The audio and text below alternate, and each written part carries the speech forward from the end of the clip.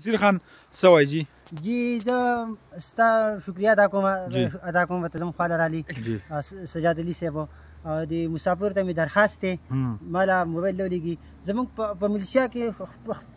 خپل شته په سعودي کې شته هغه خلکو له موبایل رالېږي هغه چېرته کورپتي سړی چېرته د مال خاوند هغه زما په غریبانو خپله پاکوي زما د مسافر ته درخواست دی مسافر ماله موبایل راولېږئ زه به په مانځه کې دواګانې کوم دې نه مخکې تاسو ته ما درې سرو ویډیوګانې کړې تاسو بیا عمل نه کوو مسافر زه به په مانځه کې دوا کوم زما د خدای نور څوک نشته مسافر ماله موبایل راولېږئ منت ته کوم 24 घंटे به قسم په خدای مسافر به دوا کې یادوم بس زم خپل په کار نه راځي دا